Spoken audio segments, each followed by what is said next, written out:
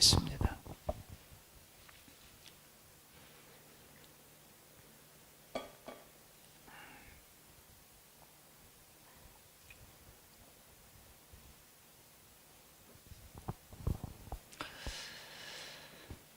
우리가 하나님을 믿는데, 하나님을 믿는다라고 하는 것이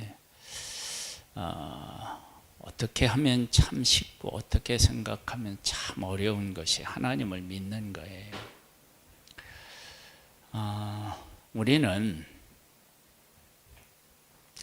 상황을 보고 절망할 때가 있어요. 한 목사님이 나라 민족을 위해 기도하다가 선거 결과를 보고 이제 기도 안 하겠다.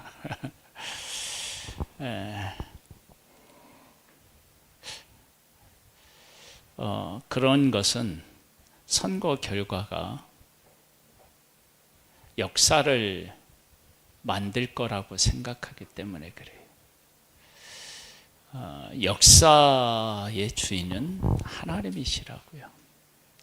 우리가 하나님을 믿는다라고 하는 그것이 우리의 실제 생활 속에서 일어나는 일들 속으로 들어가야 돼요. 그래서 하나님을 믿고 하나님이 함께 하신다는 것이 우리의 삶을 결정해야 된다고요.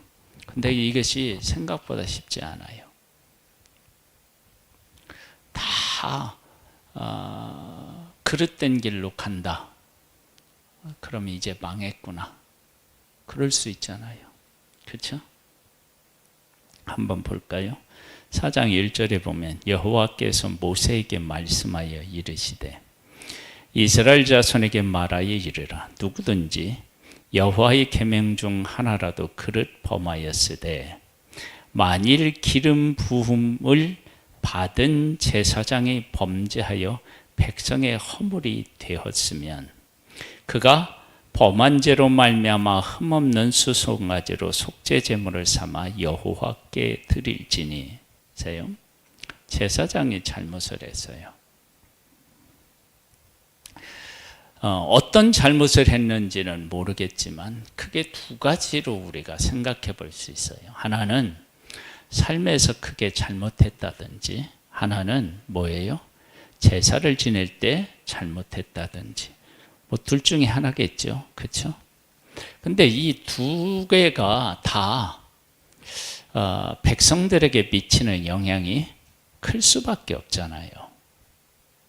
그런데 제사장이 이렇게 잘못했으면 어떻게 해야 되느냐? 교체하면 되잖아요. 아니면 제명하면 되잖아요. 그런데 그렇게 하지 않고 제사장이 잘못했을 때 다시 뭐 할 수 있는? 회복할 수 있는 제사함의 길을 열어놓으셨다는 거예요. 이것은 우리들에게 무엇을 우리에게 가르쳐 주느냐 그러면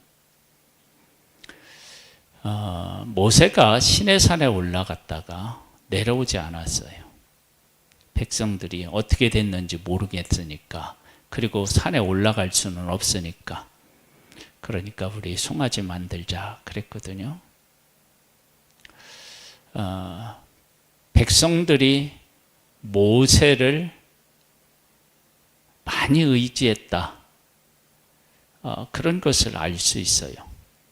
하나님이 모세를 지도자로 세운 건 맞지만 모세가 영원히 하나님의 백성을 이끌 것은 또 아닌데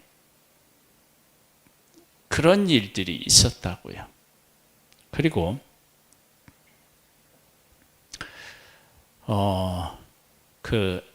사무엘서에 보면 엘리 제사장과 그 아들들이, 또 특별히 아들들은 제사에 대해서 아주 뭐라고 그럴까요? 제사에까지도 막 그 자기 마음대로 하려고 하는 그러한 악을 행했다고요. 그런 악을 행할 때 보통 이제 사람들이 이제 생각하기는 이 말세다, 끝났다, 그렇게 생각할 수 있잖아요. 그런데 하나님은 어떻게 일하셨느냐 그러면 엘리 제사장이 정말 하나님보다 자식을 더 사랑하고 그랬다고요. 그런데 한나는 누구를 통해 하나님의 응답을 받느냐면 엘리 제사장을 통해서 응답받아. 이건 놀라운 거예요. 그리고 엘리 제사장이 그렇게 했을 때 의심 없이 어떻게 해요? 받아들여요. 보통의 경우다 그러면 그런 경우 어떻게 생각할까요? 아이, 엘리 제사장 얘기한 거 나 안 믿어. 그럴 수 있잖아요. 그런데 엘리 제사장을 제사장으로 인정하고 제사장이 말한 것을 하나님께서 응답하신 것으로 받아들여요. 그리고 근심하지 않아요.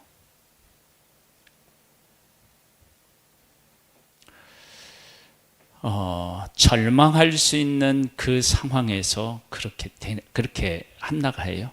그리고 한나는 그런 제사장 밑으로 아들을 보내요. 그때 하나님께서 누구를요? 사무엘을 하나님이 친히 보호하시고 그를 세워가셔요. 지금 이 상황을 우리가 잘 기억하면 우리가 믿고 따르고 의지해야 할 어떤 대상이 잘못했다라고 할 때 그 잘못한 일에 대해서 우리가 어떤 생각과 마음을 가져야 되는지를 알 수 있는 거예요. 그래서 그가 비록 잘못한 제사장이라 할지라도 하나님이 기름 부어서 구별하여 세운 제사장으로 인정하고 하나님께서 그를 통해서 하시는 일이 아직도 있다. 그리고 그를 통해서 하나님이 일하신다라고 하는 사실을 고백했을 때 그를 통해서 하나님의 응답을 받는 역사가 있었다고요. 이건 그 엘리 제사장의 죄의 문제가 아니라 하나님이 그를 세웠고 그를 통해서 일하신다라고 하는 하나님 중심의 어떤 생각과 고백을 하게 되면 그러면 그것은 하나님께서 그 고백에 대해서 책임을 지시고 이끄시는 거예요. 다윗을 얘기해 봐요. 다윗은 사울이 자기를 죽이려고 그래요. 근데 사울은 자기 장인이라고요. 그리고 사위예요. 근데 죽이려고 해요. 그런데 다윗의 고백은, 일관된 고백은 뭐냐면 하나님이 기름 부어 세운 왕이다. 그렇게 고백해요.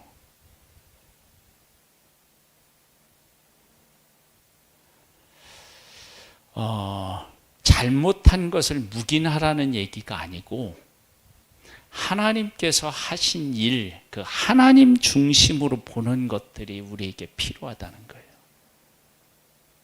그 다음에 이 제사장이 기름 부은 받은 제사장이 범했을 때 그래서 어떻게까지 갔느냐, 백성의 허물이 되었으면 이 잘못이 어떻게까지 가요? 백성에게까지도 갔어요. 그러면 이 파급의 효과가 얼마나 컸는지를 알 수 있잖아요. 그런데 그러한 것도 하나님 앞에 어떻게 해요? 나와서 제사를 드리고 그러면 그 잘못을 깨닫고 제사를 드리면 하나님께서 그 죄를 용서하시고 다시 제사장의 직분을 회복해서 그 일을 할 수 있게 하신다는 거예요. 그러면 이렇게 하시는 하나님을 보면 우리는 어떻게 해야 되느냐? 이런 걸 우리가 이제 잘 보면 돼요.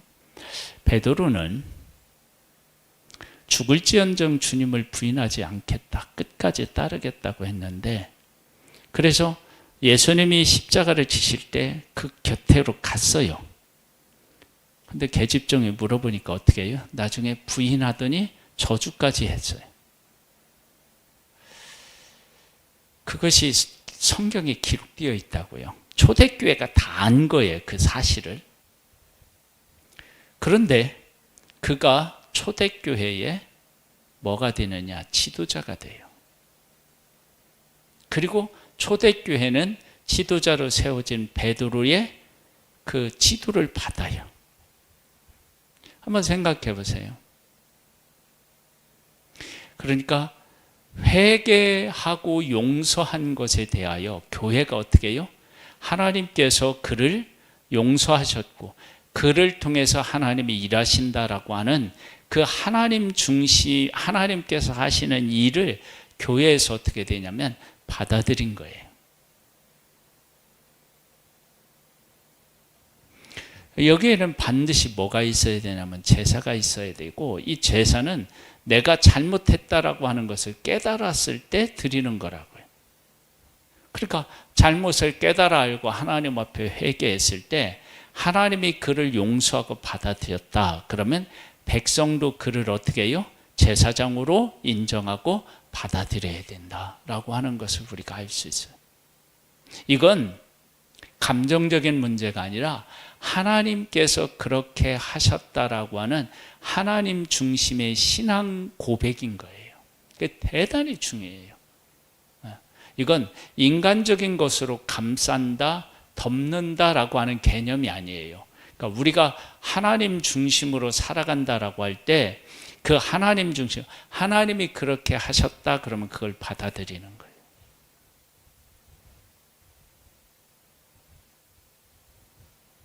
거예요. 쉽지가 않죠. 그런데 이것을 인간적인 것들이 개입하면 안 돼요. 어떻게 해야 되느냐? 하나님이 어떻게 하셨느냐 그걸 보고 받아들이는 거예요. 그러니까 다윗도 하나님이 사울을 기름 부어서 왕으로 삼으셨다. 그러면 이 하나님이 기름 부어 왕으로 삼으셨으면 이 왕의 자리를 패하는 것도 누구만 할 수 있느냐? 하나님만 하실 수 있다. 그러니까 지금 왕으로서의 권력을 가지고 내가 기름 부음을 받았지만 권력을 가지고 그 자리에 있는 것은 하나님이 어떻게 해요? 인정하셨다. 그렇게 받아들인 거예요. 그게 이제 하나님 중심인 거예요. 하나님 중심. 그래서 이 제사장이 범해서 백성에게 허물이 되었는데 그가 범한 죄로 말미암아서 흠없는 수송아지로 속죄제물을 사 여호와께 드릴지니. 그래서 이제 그가 드릴 때 어떻게 드려야 되는지에 대한 얘기가 쭉 나와요. 그렇게 해서 드리면 그 죄를 사함받고 그 제사장의 직기를 그리고 그 하는 사명을 할 수 있게 된다는 거예요. 그리고 그 문제를 백성은 문제 삼아야 돼요? 안 삼아야 돼요? 안 삼아야 돼요. 그 다음에요. 13절을 한번 보세요. 만일 이스라엘 온 회중이 여호와의 계명 중 하나라도 부지 중에 범하여 허물이 있으나 스스로 깨닫지 못하다가 그 범한 죄를 깨달으면 회중은 수송아지를 속죄제로 드릴지니 그것을 회막 앞으로 끌어다가, 이렇게 나와요. 자, 보세요. 이스라엘 온 회중이 여호와의 계명 중 하나라도 부지 중에 범했어요. 이걸 우리가 이제 질문을 해보면 쉽게 이게 얼마나 이게 절망적인 것인지 알 수 있어요. 우리가 그 아이디 뭐 이렇게 해서 뭐 어디에 가입하고 막 이럴 때 이걸 써도 이미 있다 가고 저걸 써도 이미 있다 가고 그런 경험 하셨잖아요. 그 얘기는 사람이 많으면 나와 같이 비슷한 처지와 생각을 하는 사람들이 있다라는 걸 알 수 있어요. 자, 하나님의 백성들이 창정만 60만 명이에요. 거기에 여인도 있어요. 그래서 전체 합하면 몇 명이냐 그러면 200만 명 그렇게 얘기해요. 그냥 아니 그럼 빼고 100만 명이라고 해봐요. 남녀 이렇게 합해서 60만 명 뭐 그렇게 하면 120만 명 뭐 이렇게 되는데, 그렇다 그러면 그 중에 누군가는 계명에 대해서 알아야 될 거 아니야. 그리고 알았으면 이건 이런 것이다 라고 말해야 됐을 거 아니야. 그런데 온 백성이 부지중에 모르는 가운데 죄를 지었대. 그러면 모르기 때문에 죄를 지었다라고 하는 것을 그거 받아들이기가 참 어려운 거예요. 왜냐하면 온 백성이 그랬으니까. 그러니까 한 개인이 어떤 계명에 대해서 착각하거나 잘못 생각할 수 있잖아요. 그런데 온 백성이 그 문제를 알지 못했다고 해도 문제가 되고, 누군가가 알았는데 말하지 않았다고 해도 사실은 문제가 되고. 근데 이 문제가 그냥 읽고 지나가면 그냥 넘어갈 수 있는 문제지만, 사실은 이렇게 곱씹어 보면 이게 큰 문제예요. 제사장의 문제도 큰 문제지만 온 백성이 부지중에 잘못을 했다, 이게 큰 문제예요. 아니 그 많은 백성들 중에서 하나님이 하신 말씀을 다 잊었다? 다 몰랐다? 아니 생각해 보세요. 이게 말이 되느냐고요. 말이 안 되는 거예요, 사실은. 우리 교회는 뭐 몇십 명 이렇게 이렇게 드리잖아요. 그런데 제가 이렇게 말한 것 중에서요, 저는 기억이 하나도 없는데 그 말을 했다는 거예요. 그리고 다른 사람도 못 들었다고 하는데 내가 들었다는 거예요. 분명하다는 거예요. 이런 분이 있어요, 없어요? 있어요. 그러니까 아니 몇십 명 속에서도 그런 사람이 있다면 장정만 60만인데 그들 중에 하나님의 말씀에 대한 것들을 다 몰랐다. 그러면 백성들이 하나님의 말씀에 얼마나 무관심했는지 이런 걸 알 수 있잖아요. 그러니까 이것이 간단한 문제가 아닌 거예요. 이렇게 파고 들어가 보면. 그냥 몇 명이서 범했다 그런 것은 충분히 이해할 수 있어요. 그래, 모를 수 있지. 그런데 모세가 하나님의 말씀을 받아서 그 말씀을 백성들에게 다 전했고, 그리고 이런 일들이 있다 그러면 이런 일들은 제사장들을 비롯해서 지도자들이 이 말씀을 어떻게 가르쳤고 또 삶에서 실천하고 그러는 가운데에서 생기는 일들일 거 아니에요. 그러면 이 일은 보통 일이 아닙니다. 지금 송아지 만든 얘기가 나오잖아요, 출애굽기에. 그럼 송아지를 만들었다 그랬을 때 그것에 반대하는 사람은 누구 있었어요?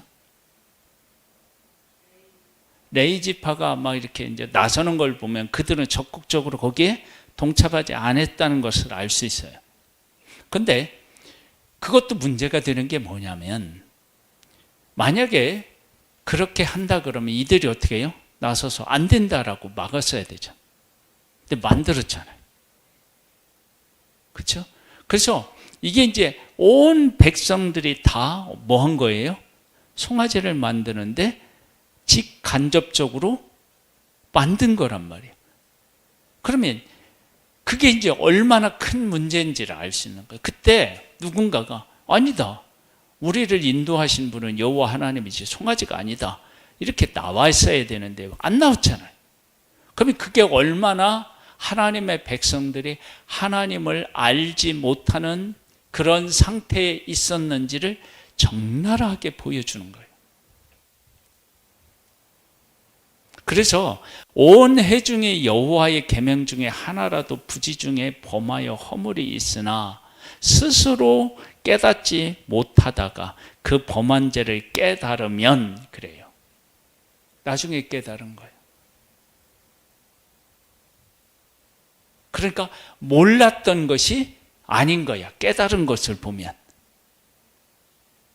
그러면 그런 일이 있을 때 그것이 잘못된 것이라는 것을 알지 못했다라고 하는 것은 그만큼 그 백성들이 하나님에 대해서 둔해 있었다라고 하는 걸 알 수 있어요.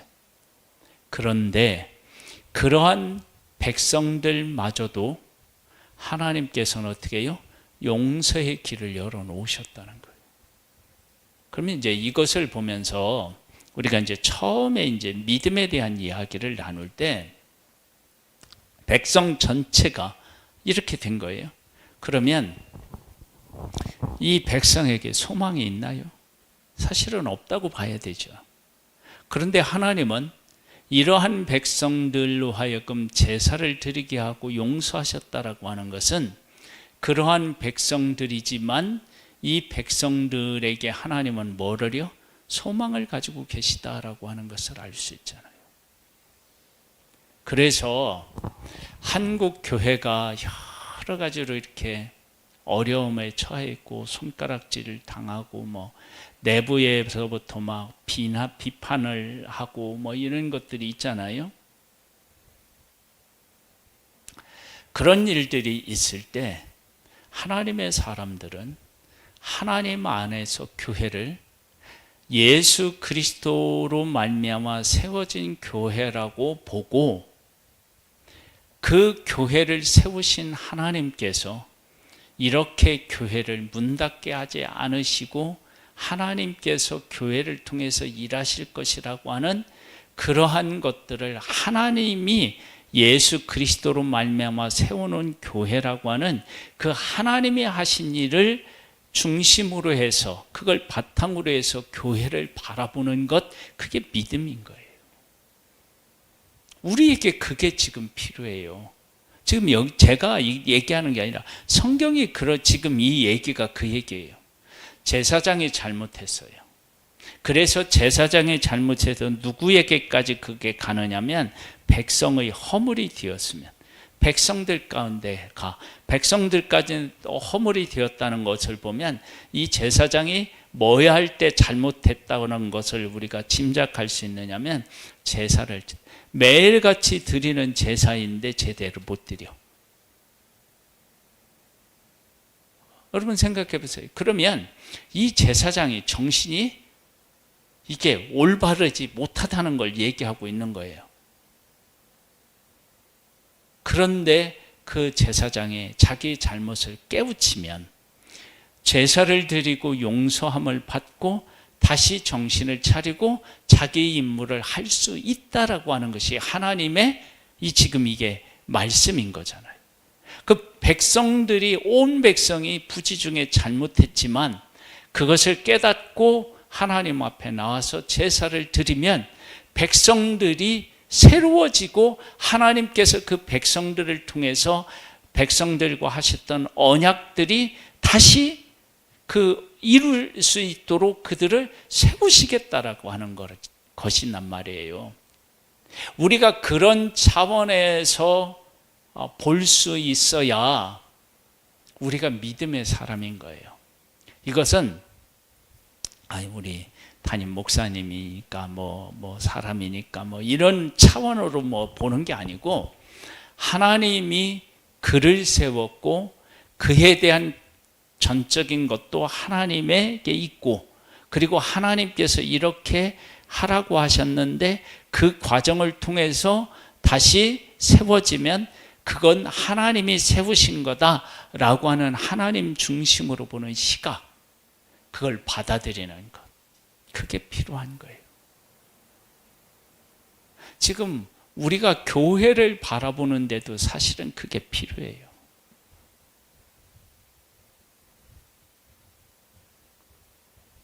여러분, 교회 잘못할 수 있잖아요.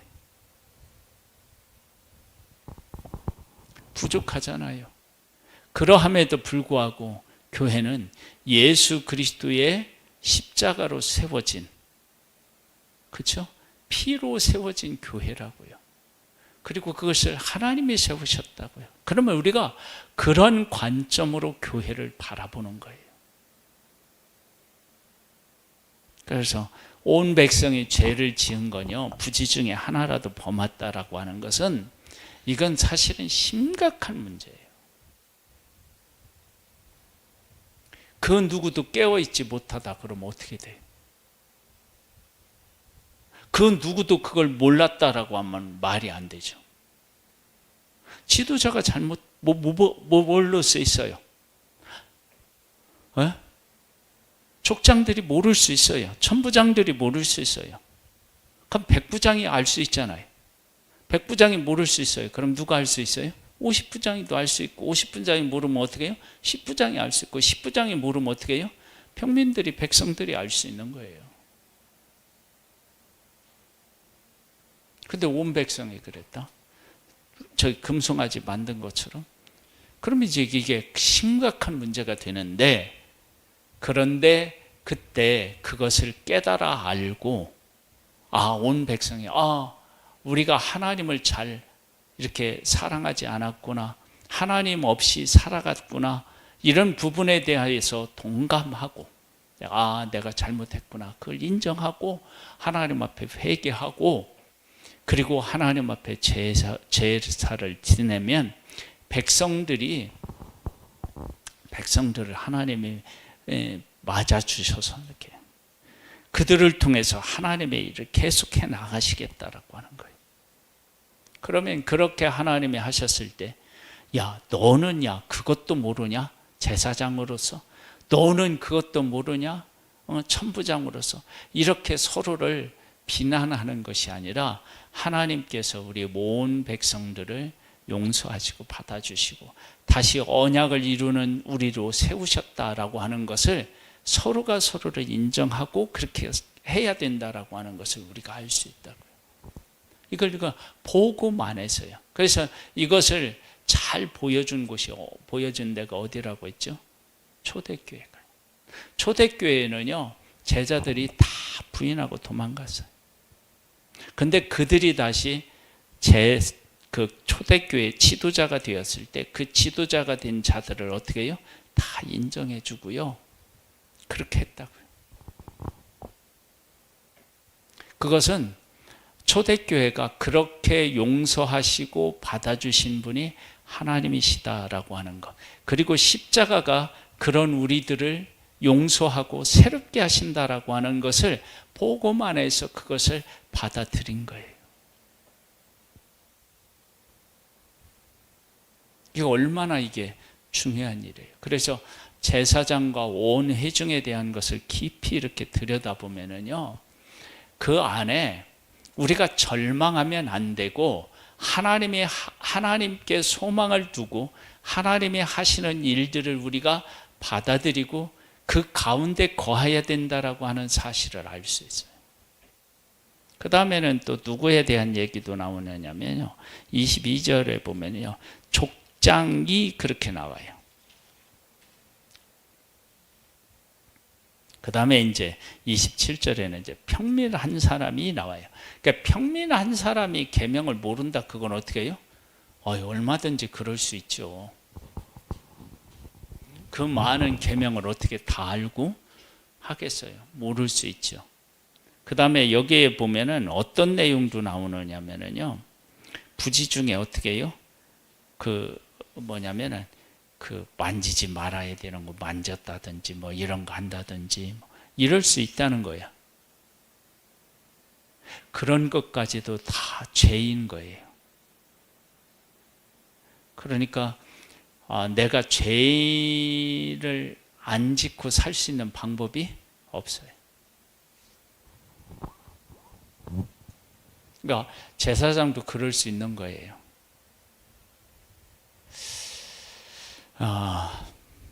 우리 하나님 중심으로 봐야 돼요. 그리고 하나님 중심으로 나를 잘 세워야 돼요. 그렇게 할 때 나도 하나님 앞에서 건강한 신앙으로 세워지고요. 교회도 세워지고 나라도 세워지는 거예요. 지금 우리나라의 그리스도인들이 하나님 중심으로 이 나라를 보고요. 하나님 중심으로 교회를 보고요.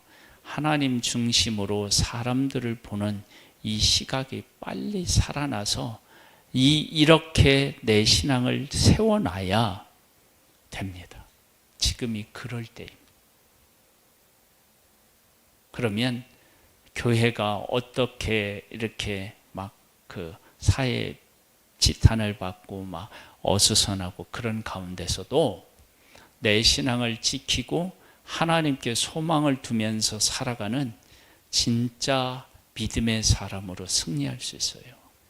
그래서 그런 우리들이 되기를 소망하고, 우리가 우리나라뿐만 아니라 전 세계적으로도 지금 많은 문제들을 안고 있잖아요.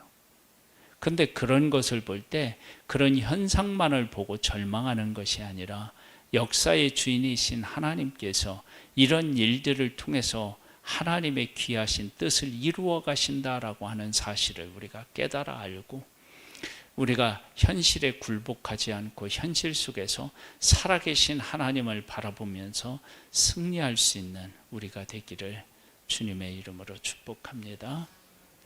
우리 함께 이 말씀을 놓고 기도하는 시간을 갖겠습니다. 기도합니다.